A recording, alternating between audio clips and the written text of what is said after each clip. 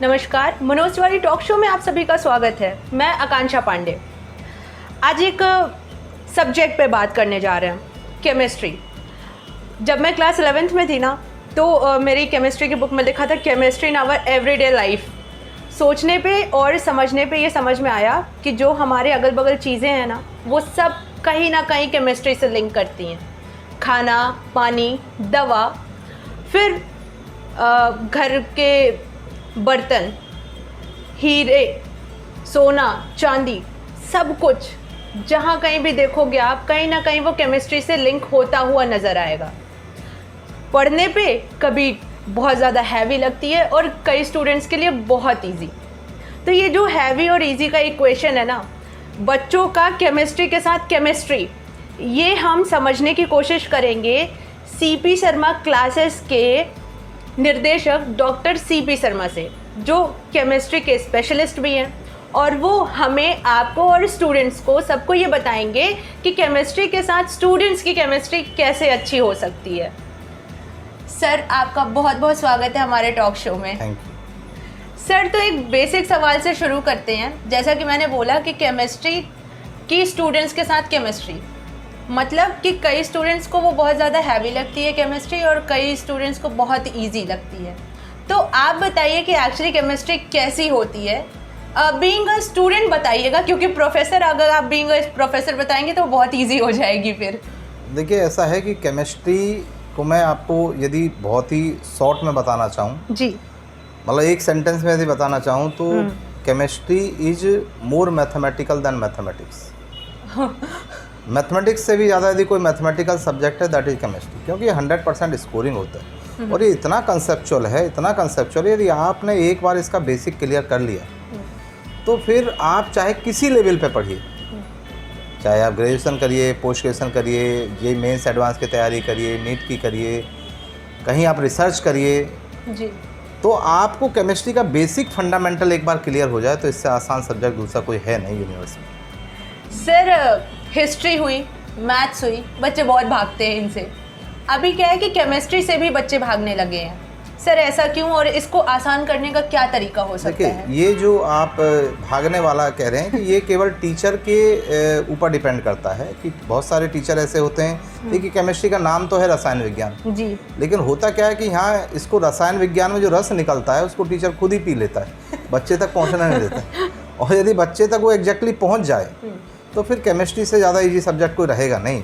तो क्या करते हैं टीचर, उसको रटाने की कोशिश करते हैं। और जब तक कोई भी सब्जेक्ट को, केमिस्ट्री ने किसी भी सब्जेक्ट को यदि आप स्टूडेंट को रटाने की कोशिश करेंगे तो वो हो सकता है मार्क्स तो गेन कर ले, लेकिन वो आगे चल के उस सब्जेक्ट में जो है कुछ नहीं कर सकता। तो बेसिक बात ये है कि उसको जो है इंटरेस्ट डेवलप करना पड़ेगा टीचर को, और ये टीचर की ड्यूटी होती है। सबसे देखिए, जीवन में जो भी चीज़ होती है उसके पीछे मेन लॉजिक होता है इंटरेस्ट। यदि आपको उस सब्जेक्ट में या उस काम में इंटरेस्ट आ रहा है, मज़ा आ रहा है, तो आप जीवन में कुछ भी कर सकते हैं। जैसे अब कुछ बच्चे क्रिकेट खेलना पसंद करते हैं, क्यों? क्योंकि उनको उसमें मज़ा आता है। कुछ लोग पिक्चर देखना ज़्यादा पसंद करते हैं, क्यों? क्योंकि उसमें मज़ा आता है। कुछ लोगों को कोई एक पर्टिकुलर सब्जेक्ट पसंद आता है, क्यों?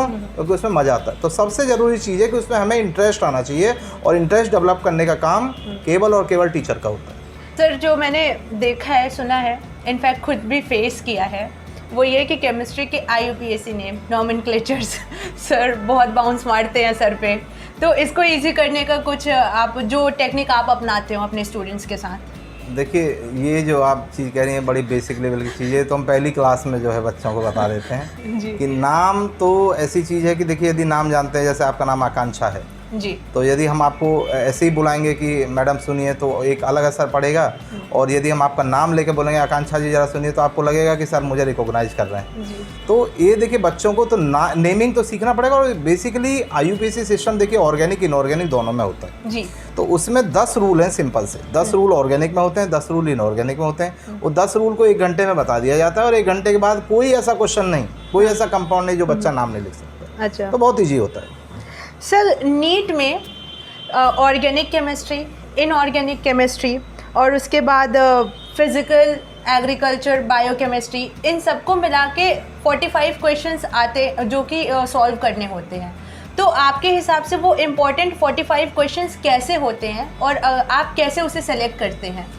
देखिए ऐसा कि इसमें कोई आज की डेट में जो क्वेश्चंस आते हैं, जो पेपर सेट होते हैं, जी। वो केमिस्ट्री के हर टॉपिक से आते हैं। ऐसा नहीं होता कि एक ही टॉपिक से आ गए और जो है बाकी का सब छोड़ दिया। जी। तो यदि आपको टॉपर की लिस्ट में रहना है तो मैं ये कहना चाहूँगा कि कुछ भी इंपॉर्टेंट नहीं है, कुछ भी अनइम्पॉर्टेंट नहीं है। आपको सारे चैप्टर को अच्छे से तैयार करना पड़ेगा और वो तभी संभव है जब आप 1 ईयर पूरी की पूरी 100% अपना दें। या तो सेल्फ स्टडी करें यदि आप कर सकते हैं, नहीं तो किसी जो है अपने किसी गाइड की प्रेजेंस में, गाइड की जो है साथ में मिल के उस चीज़ को जो है अच्छे से कमांड करें। एवरीथिंग इज़ इम्पॉर्टेंट, बट हाँ ये है कि बेसिक से यदि आपको शुरू करना है तो जैसे मान लो ऑर्गेनिक शुरू करना है तो जनरल ऑर्गेनिक केमिस्ट्री आपकी तैयार होनी चाहिए। जीओसी यदि आपने तैयार कर लिया तो जीओसी के बाद आपको रिएक्शन मैकेनिज्म आनी चाहिए। रिएक्शन मैकेनिज्म तैयार आपका हो गया तो आगे का पार्ट आसान हो जाएगा। देखिए केमिस्ट्री में सबसे इंपॉर्टेंट चीज़ होती है सीक्वेंस ऑफ टॉपिक्स। यदि आपने सीक्वेंस से नहीं पढ़ा तो आप चाहे कितने ब्रिलियंट हैं वो आप कर नहीं सकते उस सब्जेक्ट को। कि देखिए इसमें बहुत सारी चीज़ें कि आप स्किप नहीं कर सकते, पूरी चेन है। जैसे पॉलीमर की एक चेन होती है, जी। उसी तरह केमिस्ट्री में टॉपिक की एक चेन है। यदि आप सोचोगे साहब मैं पीछे से स्टार्ट कर दूं, इट इज़ इम्पॉसिबल। तो आपको इवन मैं तो कहता हूं जो बुक्स में जो सीक्वेंस लिखे वो ठीक नहीं है। अच्छा। वो हम लोग बताते हैं कि बेटा देखो आप इस सीक्वेंस में यदि आप चैप्टर्स को पढ़ोगे तो ये आपका अच्छे से तैयार होगा। सीक्वेंसिंग बेसिक सीक्वेंस बहुत ज़रूरी होती है, बहुत ज़रूरी। सर हमने सुना है कि आप पढ़ाते वक्त जो कई दफ़ा फिल्मों के एग्जाम्पल्स दे देते हैं, कई दफ़ा कुछ जो कि करंट सिचुएशन होती है उससे आप कोरिलेट करके पढ़ाते हैं। तो सर ऐसे आप केमिस्ट्री को कैसे उससे मेरा सिर्फ कहना यह है कि क्लास में बच्चे को एक अच्छा फील होना चाहिए, इंटरेस्ट आना चाहिए। वो इंटरेस्ट देखिए आजकल के बच्चे जो हैं बहुत सारे टीचर को रिजेक्ट कर देते हैं, क्या है कि वो बोर होने लगते हैं टॉपिक में। तो कभी कभी जो है उसको इंटरेस्टिंग बनाने के लिए कुछ चीज़ें ऐसी कह दी जाती हैं कि भाई आप देखो, जैसे हमने कहा कि भाई केमिस्ट्री का क्या रोल है, क्या हमारी इस सब्जेक्ट के बगैर, केमिस्ट्री के बगैर क्या हमारी लाइफ पॉसिबल है। तो हम सबसे पहले क्लास में बच्चे को यही बोलते हैं कि भाई तुम केमिस्ट्री क्यों पढ़ना चाहते हो, क्या है तुम्हारा टारगेट। तो कुछ बच्चों को होता है साहब मेरे को जो है आईटी की तैयारी करनी है, मेरे को नीट की तैयारी करनी है, मैं इसलिए पढ़ रहा हूँ। मैंने नहीं, यदि ये पढ़ना है तो ये तो तुम कहीं भी पढ़ सकते हो। पहले तो तुम्हें ये पता होगा कि केमिस्ट्री क्यों पढ़ रहे हो और इसका क्या रोल है हमारी लाइफ में। तो हम जब से, जैसे आपने स्टार्टिंग में ये शुरुआत की कि जब से हम उठते हैं और जब तक हम सोने जाते हैं, सब कुछ हमारी लाइफ में एवरीथिंग इज केमिस्ट्री। यस, सब कुछ। जैसे मान लीजिए हम सुबह उठते हैं, ब्रश करते हैं तो टूथपेस्ट किया हमने, वो केमिस्ट्री। हम नहाए, साबुन हमने यूज़ किया, वो केमिस्ट्री। हमने सर में तेल लगाया, दैट इज़ केमिस्ट्री। उसके बाद हमने ब्रेकफास्ट किया, ब्रेकफास्ट में कार्बोहाइड्रेट, प्रोटीन्स, मिनरल्स, विटामिन्स जो भी हैं वो सब हमारा केमिस्ट्री है। उसके बाद में हम आए साइकिल से, बाइक से चल के आ रहे हैं तो हम पेट्रोल डाल रहे हैं, दैट इज़ केमिस्ट्री। कागज़ हम जो यूज कर रहे हैं, कॉपी किताब का, वो क्या है, सब कार्बोहाइड्रेट है, केमिस्ट्री है। उसके बाद में जैसे मान लो हम इस बिल्डिंग में बैठे हैं तो ये किसके द्वारा बनी है, सीमेंट के द्वारा बनी है, ये भी सब क्या है, हमारी केमिस्ट्री। हमारी जो टेबल है, वुड है, ये भी सब क्या है, केमिस्ट्री है। तो मतलब सब कुछ बच्चे के लाइफ में, जैसे हमको अनकाउंटेबल डिजीज हैं, सबकी कोई ना कोई मेडिसिन है, सारी मेडिसिन केमिस्ट्री के थ्रू बनती हैं। जितना भी कॉस्मेटिक का सामान होता है, जो बच्चों को, जैसे आपने कहा कि इंटरेस्ट कैसे डेवलप होता है कि भाई डाबर आंवला के सेल, Keo Karpin, hair and care, lipstick, cream powder, nail polish, perfumes, everything is made by chemistry. जी। तो जितने भी हम कपड़े पहनते हैं ये सब क्या है, पॉलीमर है, ये सब क्या है, केमिस्ट्री है। तो Raymond's make a complete man since 1925 लोग कहते थे। तो इसका मीनिंग ही नहीं पता था लोगों को, क्यों सिंस 1925 का। उसका मीनिंग सिर्फ ये था कि वो कपड़े बनाते हैं और विदाउट कपड़े के तो आदमी होता नहीं जी। तो इस वजह से यदि केमिस्ट्री को आदमी, मतलब आदमी को आदमी कहलाने का यदि हक किसी ने दिलाया तो किसने दिलाया, केमिस्ट्री ने। तो from earth to sky, kitchen to bathroom, office to home, everywhere you will find chemistry. कहीं ऐसी यूनिवर्स में कोई ऐसा स्पेस नहीं है कि जहां आप केमिस्ट्री नहीं पाओगे। हमारी body structure, whole body structure made by chemistry. Yes. तो सर ये हुआ कि नीट के एग्जाम्स में एनसीईआरटी 11th की अगर बुक की बात की जाए तो जो टॉपिक वेटेज होता है, लाइक एटॉमिक स्ट्रक्चर हो गया, वो रिएक्शंस जो आते हैं, ये वेटेज, और थर्मोडायनेमिक्स का सबसे ज़्यादा वेटेज आता है, दैट इज़ आई गेस 6%। तो सर इसमें आप क्या स्टूडेंट्स को कुछ एडवाइस करते हैं कि आप ये टॉपिक पे ज़्यादा फोकस करो? मैं आपको बता दूं कि इसमें बच्चों को बस मैं ये कहना चाहता हूं कि जब आप नीट और जेईई मेंस एडवांस की आप एग्ज़ाम देने जाओगे तो 40% क्वेश्चन आपके 11 से आएंगे ही आएंगे, कम से कम बता रहा हूँ, और 60% क्वेश्चन आपके 12 से आएंगे। तो आपको 11th में रहते हुए मैं फिर कहना चाहता हूँ कि पर्टिकुलर चैप्टर को मैं ये नहीं कह सकता कि यही इंपॉर्टेंट है, इससे नहीं आएगा। आता सब में से है, किसी में से कम, किसी में से ज़्यादा। आपने शुरुआत की है बेसिक कंसेप्ट ऑफ केमिस्ट्री से, उसके बाद एटॉमिक स्ट्रक्चर पे आए, देन पीरियोडिक टेबल पे आए, पीरियोडिक प्रॉपर्टीज पे आए, आप स्टेट ऑफ मैटर पे आए, थर्मोकेमिस्ट्री पे आए, थर्मोडायनेमिक्स पे आए, आप जनरल ऑर्गेनिक केमिस्ट्री पे आए, एल्केन एल्कीन एल्काइन पे आए, तो ये रेडॉक्स आए। ये जितने सारे चैप्टर हैं 11th के चैप्टर हैं, ये 11th में आपको केमिस्ट्री में तैयार कर लेना और ऐसा कमांड कर लेना उसको एडवांस लेवल पे कि यदि हम उसको 1 साल बाद भी यदि हम क्वेश्चन करें तो हम वो कर सकें। तो यदि किसी बच्चे ने 40% पोर्शन 11th में तैयार कर लिया तो मैं आई एम डैम श्योर कि वो 100% उसका टॉपर की लिस्ट में नाम होगा। ओके सर, डिफरेंट टाइप की केमिस्ट्री इस पे बात करें तो सबसे पहले ऑर्गेनिक केमिस्ट्री पे आते हैं। ऑर्गेनिक केमिस्ट्री में सर लाइक उसमें कार्बन और हाइड्रोजन के अलावा भी और भी कई तत्व होते हैं, तो वो क्या हैं और स्टूडेंट्स के लिए ऑर्गेनिक केमिस्ट्री कितनी बेनिफिशियल है? देखिए, ऑर्गेनिक केमिस्ट्री यदि हम बात करते हैं तो organic chemistry not the compounds containing only carbon and hydrogen. Exactly sir, compounds containing carbon hydrogen और इट्स डेरिवेटिव। जितने भी डेरिवेटिव होते हैं कार्बन हाइड्रोजन, उसके जितने भी डेरिवेटिव होते हैं वो सभी ऑर्गेनिक केमिस्ट्री में स्टडी किए जाते हैं। एंड मैं आपको ये बताना चाहता हूँ केमिस्ट्री का जो सबसे इंटरेस्टिंग पोर्शन है जी, सबसे ज़्यादा जो कंसेप्चुअल पोर्शन है that is the organic chemistry. अच्छा इससे ज़्यादा तो मज़ा किसी में नहीं आता। जी, आपने एक बार यदि जीओसी और मैकेनिक्स सीख लिया तो फिर आप देखिए कैसे इसमें झूमेंगे, जैसे आप ऑर्केस्ट्रा में जाके लोग झूमने लगते हैं उसी तरह आप केमिस्ट्री में झूमते हैं। आपको कितना ही दुनिया की कोई प्रॉब्लम हो, यदि आपको केमिस्ट्री मज़ा आता, आप प्रॉब्लम लगाने बैठ जाइए, आपका हेडेक खत्म हो जाए। मैं तो कहता हूँ ये पेन किलर है, केमिस्ट्री एक पेन किलर का काम करती है। आप यदि एक बार पढ़ने लगिए फिर देखिए आपको कितना मज़ा आएगा इसमें, दुनिया को भूल जाता है आदमी इसके सामने। सर जैसे कि अभी ऑर्गेनिक केमिस्ट्री थी, फिर अगर हम फिजिकल केमिस्ट्री की बात करें तो इसमें नीट में इसका क्या रिलेट, मतलब कि कैसे क्वेश्चंस आते हैं फिजिकल केमिस्ट्री? फिजिकल केमिस्ट्री में देखिए बेसिकली जो क्वेश्चंस आते हैं वो न्यूमेरिकल बेस्ड आते हैं। तो उसमें आपको जो बेसिक आपकी पहले तो कैलकुलेशन बहुत स्ट्रांग होनी चाहिए, मैथमेटिकल फार्मूलाज आपको सब पता होना चाहिए, लॉगरिथम, इंटीग्रेशन, डिफरेंशिएशन, ये सारी टर्म आपको क्लियर होनी चाहिए। फिर उसके बाद सब्जेक्ट का टॉपिक वाइज आपकी स्टडी होनी चाहिए। एटॉमिक स्ट्रक्चर आपने पढ़ा, मान लो सॉलिड स्टेट आपने पढ़ा, इलेक्ट्रोकेमिस्ट्री आपने पढ़ा, ये सारी चीज़ें जो ionic equilibrium, chemical kinetics, thermochemistry, thermodynamics, solution, colligative property, ये सारे चैप्टर आते हैं फिजिकल केमिस्ट्री में। तो इनको बहुत ही बेसिक से तैयार करना चाहिए और बेसिक से यदि आपने डेरिवेशन के साथ में अच्छे से तैयार किया है तो कोई ऐसा न्यूमेरिकल नहीं है कि जो क्लास में पढ़ाया जाए और वो बाहर से आ जाए, सब कुछ पढ़ाया हुआ आता है। सर तीसरा टाइप बायोकेमिस्ट्री। बायोकेमिस्ट्री देखिए, बायोकेमिस्ट्री बायोलॉजी वाले स्टूडेंट के तो बहुत हलवा होता है क्योंकि वो एक चैप्टर होता है लास्ट में जो है बायोमोलिक्यूल्स का। बायोमोलिक्यूल्स में हम लोग कार्बोहाइड्रेट्स पढ़ाते हैं, अमीनो एसिड पढ़ाते हैं, लिपिड्स पढ़ाते हैं, उसमें प्रोटीन्स पढ़ाते हैं, पेप्टाइड्स पढ़ाते हैं, उसके बाद हम आरएनए, डीएनए पढ़ाते हैं, न्यूक्लिक एसिड का पूरा डिटेल पढ़ाते हैं।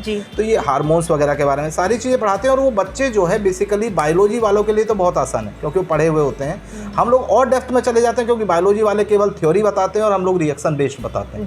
और जो इंजीनियरिंग सेक्शन के स्टूडेंट होते हैं उनको लिए बायोमोलिक्यूल थोड़ा सा हम डीप में पढ़ाते हैं क्योंकि उनको बताते हुए कि बेटा हर साल एग्जाम में 2 क्वेश्चन बायोमोलिक्यूल से आईटी में भी आता है और 2 से 3 क्वेश्चन मेडिकल में भी आता है। और जो मेडिकल जो हम पढ़ाते हैं वो बायोलॉजी के भी सेक्शन में आता है, तो डबल फायदा उनका होता है। कुछ टॉपिक ऐसे होते हैं केमिस्ट्री में कि जो केमिस्ट्री में आ गए फिजिक्स में भी आते हैं, केमिस्ट्री में आ गए बायोलॉजी में भी आ गए।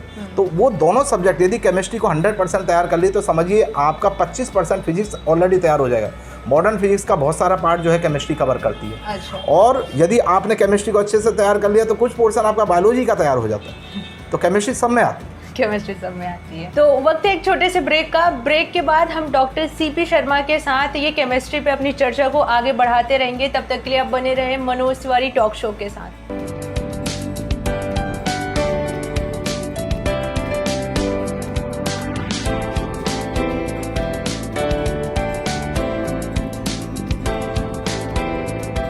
ब्रेक के बाद आप सभी का फिर से स्वागत है। हम अपनी चर्चा को डॉक्टर सीपी शर्मा के साथ आगे बढ़ाते हैं।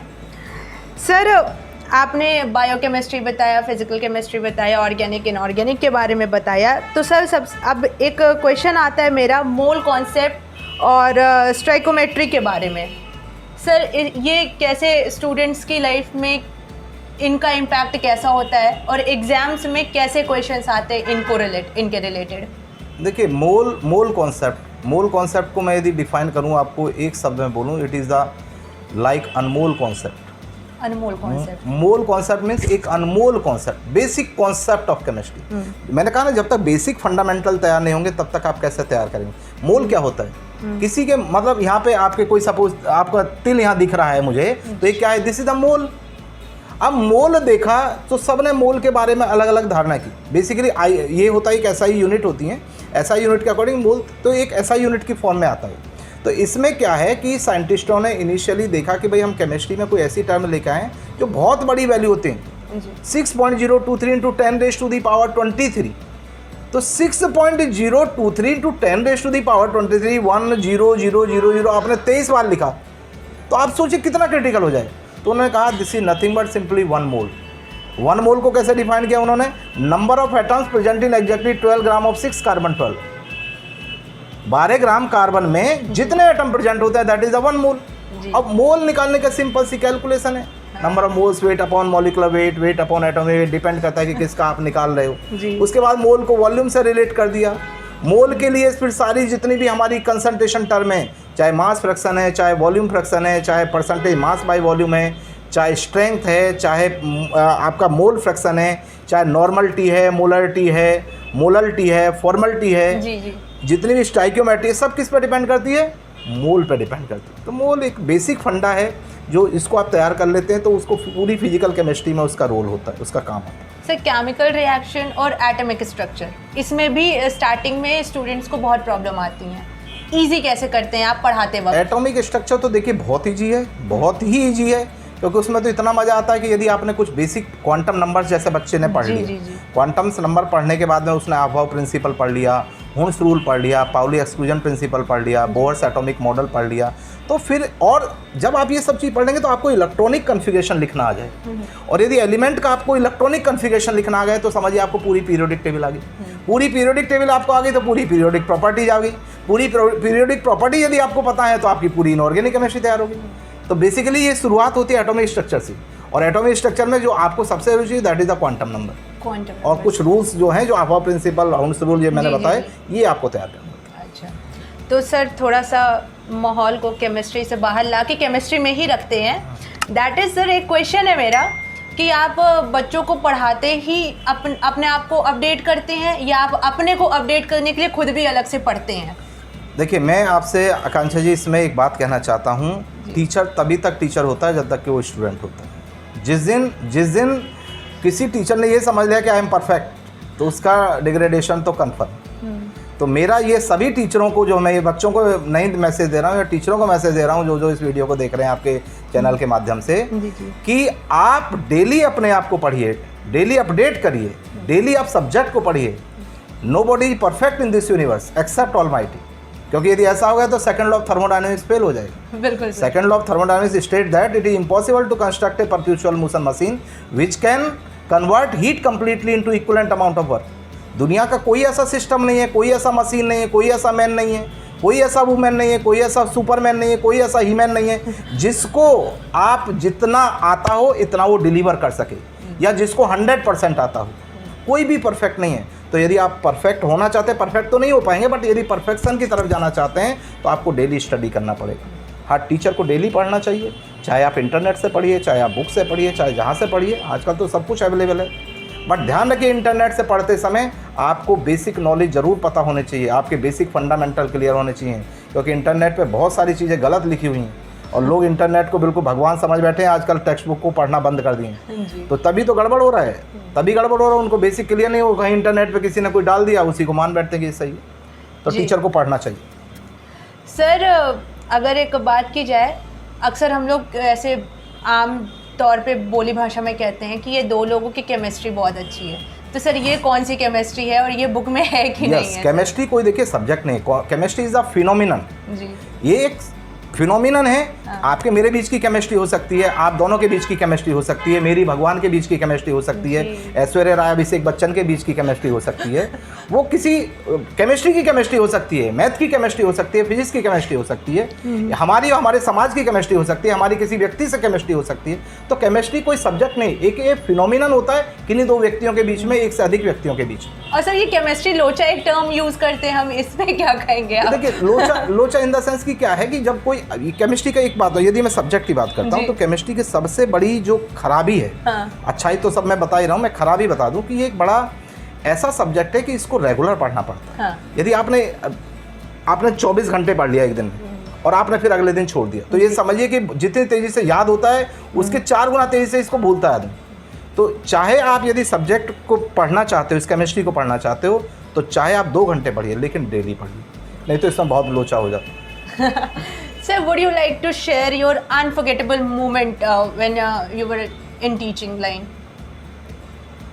टीचिंग लाइन में देखिए अनफॉरगेटेबल मोमेंट तो ये था कि जब मैं कोचिंग करा रहा था और मेरा रिसर्च जब कंप्लीट हुआ, मेरा पीएचडी जब कंप्लीट हुआ इलाहाबाद यूनिवर्सिटी से, तो और मैंने अपना वाइवा दिया, और वाइवा के बाद में मेरे गाइड ने और मेरे जो एग्जामिनर थे उन्होंने एक कमेंट किया। उन्होंने कहा कि यही डिफरेंस होता है एक टीचर और नॉन टीचर की वाइवा में। तो ये जो कॉम्प्लीमेंट उन्होंने मुझे दिया तो मुझे लगा कि मेरा वाइवा बहुत अच्छा और सबने बड़ा अप्रिशिएट किया। तो मैं उसको सेंटेंस को नहीं भूलता कि यस मुझे ये रिमार्क मिला था। सर वापस से फिर से केमिस्ट्री से ही केमिस्ट्री पे आ जाते हैं। एक टॉपिक है मॉस डिफेक्ट।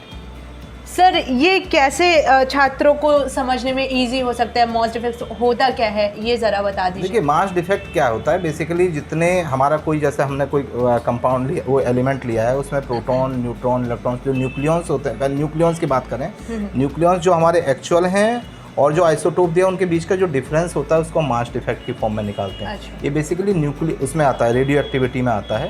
तो जब हम रेडियो बाइंडिंग एनर्जी वगैरह जो पढ़ाते हैं तो उसमें ये मास डिफेक्ट का रोल होता है। ये तो पर्टिकुलर एक कंसेप्ट है, तो उसको जब सब्जेक्ट पढ़ाते हैं तो वहाँ पर डिटेल में पढ़ाया जाता है। अच्छा, तो सर ये स्टूडेंट्स को कितना यूजफुल होता है केमिस्ट्री पढ़ने में और एग्जाम्स टैकल करने में? नहीं, वो पूरा रेडियो एक्टिविटी जब पढ़ेंगे तो ये दोनों का पार्ट है, फिजिक्स का भी पार्ट होता है और केमिस्ट्री का भी पार्ट होता है, दोनों में ये हेल्प करता है न्यूक्लियर केमिस्ट्री जो। सर जब हम एग्ज़ाम्स देते हैं, स्पेशली ये सारे कॉम्पिटिटिव एग्ज़ाम्स, तो बहुत सारी बुकलेट्स आती हैं। स्टूडेंट्स बेसिकली प्रेफर करते हैं कि वो बुकलेट्स पढ़ के 10th और 12th के भी एग्ज़ाम्स वो देते हैं और फिर वो ये एग्ज़ाम्स देने के, कॉम्पिटिटिव एग्ज़ाम्स देने के लिए भी उन्हीं को प्रेफर करते हैं। तो सर आप अपनी राय दीजिए कि ये कितना सही है, क्योंकि लोगों ने बुक पढ़ना छोड़ दिया है और वो शॉर्टकट अपनाते हैं। मैं वही कहना चाहता हूँ, देखिए जो प्रेस्क्राइब्ड बुक हैं, NCERT हैं, या बहुत सारे फॉरेन राइटर की बुक हैं, मॉरिसन बॉयड है, जेरी मार्श है, या आपने आजकल कुछ और अच्छी किताब आ गई हैं, प्रोफेसर जगदम्बा सिंह की ऑर्गेनिक है, R.K. गुप्ता जी की फिजिकल है, O.P. टंडन इनऑर्गेनिक है। देखिए टेक्स्ट बुक ज़रूर पढ़ना चाहिए। टेक्स्ट बुक पढ़ने से ही एक्चुअल नॉलेज आती है। और क्लास में जो टीचर, जहाँ पे देखिए आप यदि कहीं कोचिंग कर रहे हैं तो जो क्लास में नोट्स प्रोवाइड किए जाते हैं उन नोट्स को ज़रूर आप रिवाइज करें। रिवीजन बहुत इंपॉर्टेंट होता है।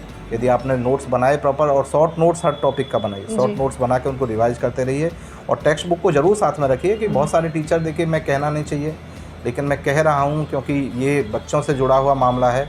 कुछ टीचर जो स्टडी नहीं करते हैं और क्लास में कुछ चीज़ें गलत बता देते हैं, बाद में जब वो देखते हैं हम तो कष्ट होता है कि यदि भाई चलो देखो परफेक्ट तो कोई नहीं, लेकिन पढ़ के पढ़ाना चाहिए, नहीं आता है। Sir NCERT books are enough for the preparation? No, absolutely no.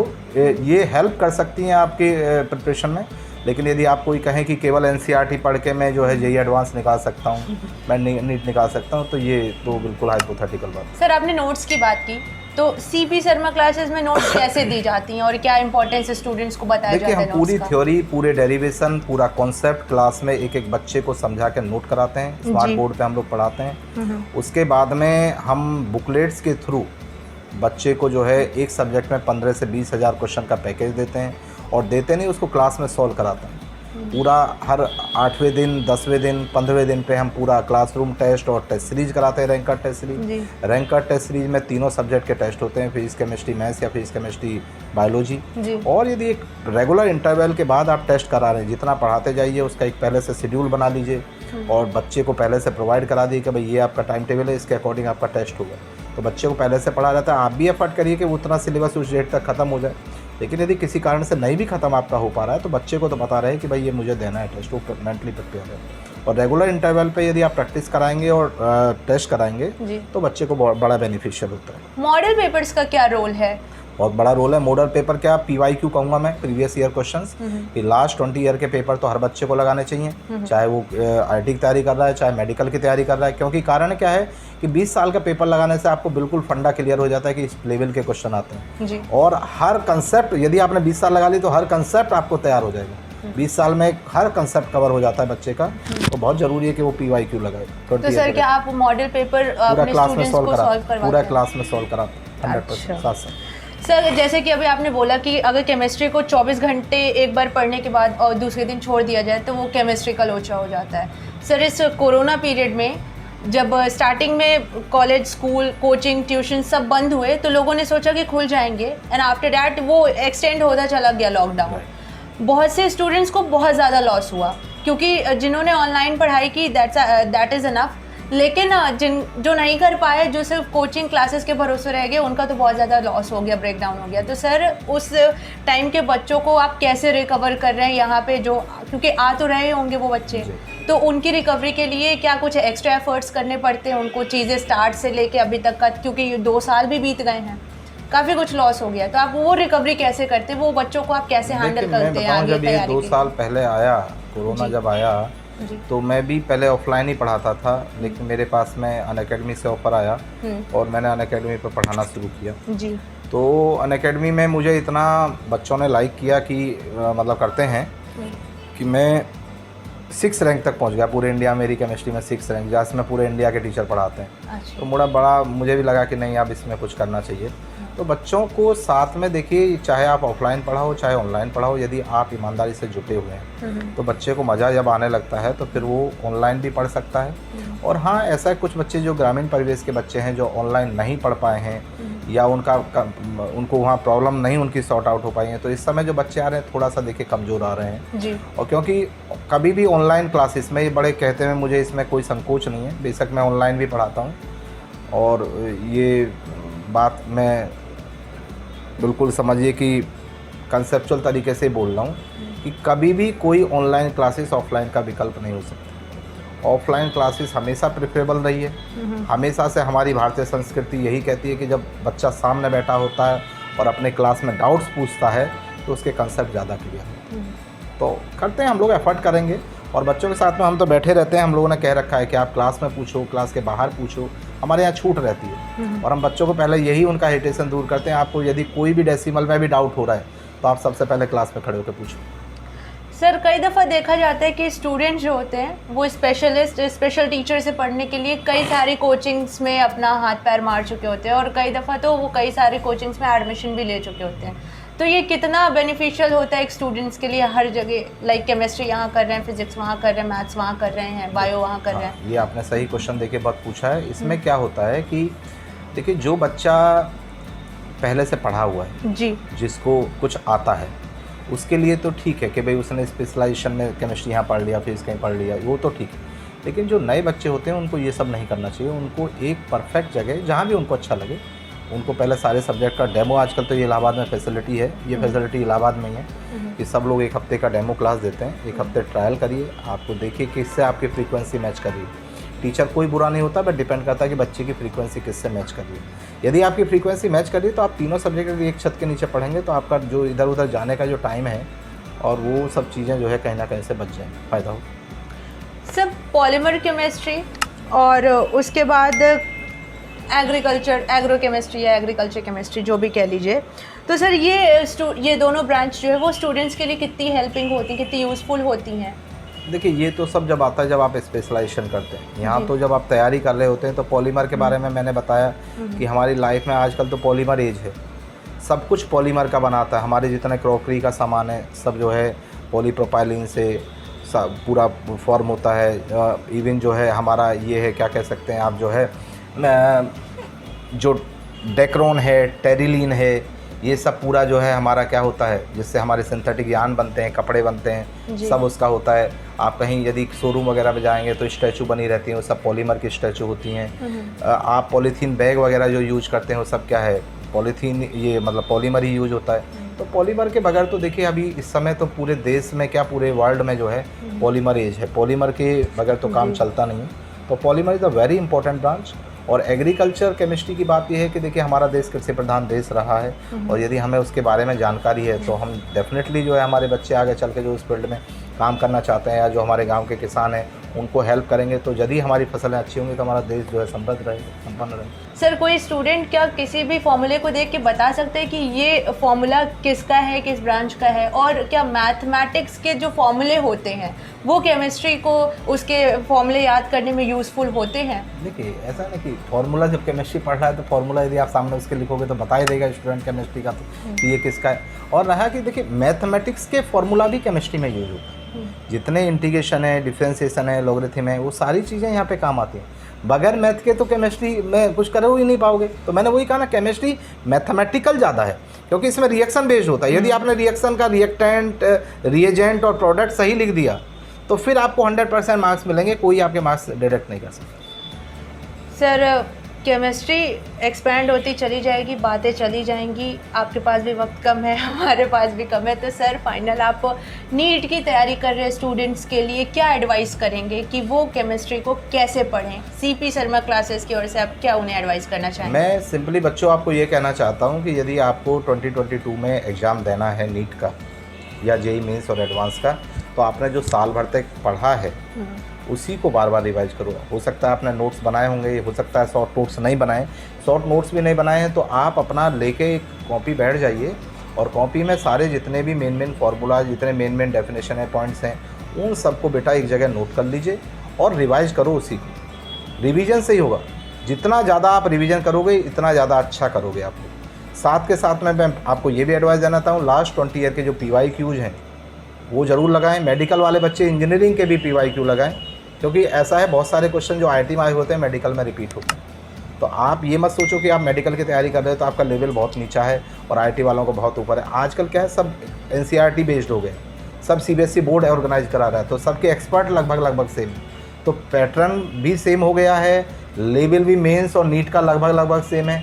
तो आपको मैं बस यही कहना चाहता हूँ, आप PYQ लगाओ, आप रिवीजन करो, आप प्रैक्टिस करो ज़्यादा से ज़्यादा। यदि कहीं टेस्ट दे रहे हो टेस्ट दो, इवन यदि आप कहीं टेस्ट नहीं दे रहे हो तो आप बुक में अपना 50 क्वेश्चन लेके बैठ जाइए टॉपिक का, समय कैलकुलेट करके, और देखें कि आपको कितने समय में कितने क्वेश्चन कर पा रहे हो। यदि आप ये ऐसा बार बार करोगे तो आपको कहा गया है, देखिए तुलसीदास जी ने कहा है रामचरितमानस में, करत करत अभ्यास के जड़मत होत सुजान, और गसरी आवत जात पर सिल पर पड़त निशान। All the very best all of you. आप अपने मुकाम में, अपने लक्ष्य में जो है आप सफल हों, ये मेरी आप सभी को शुभकामनाएं। Thank you so very much sir, इतनी अच्छी एडवाइस देने के लिए और हमारी टॉक शो में पार्ट करने के लिए। Thank you Akanksha ji, thank you so much. तो अभी आपने सुना CP शर्मा क्लासेस के निर्देशक डॉक्टर CP शर्मा को, जिन्होंने नीट की तैयारी कर रहे बच्चों को एक बहुत ही बेहतरीन एडवाइस दी। उन्होंने बताया कि कैसे पढ़ना है, कैसे अपनी टाइमिंग को सेट करना है, और केमिस्ट्री के कई डिफरेंट पार्ट्स को उन्होंने बहुत अच्छे से क्लियर किया। उम्मीद है ये स्टूडेंट्स के लिए बहुत ही बेनिफिशियल इंटरव्यू रहा होगा और टीचर्स को भी इससे बहुत कुछ सीखने को मिलेगा। हम आपको ऐसे ही टीचर्स और ऐसे लोगों से मिलवाते रहेंगे। तब तक के लिए आप बने रहें मनोज तिवारी टॉक शो के साथ। धन्यवाद।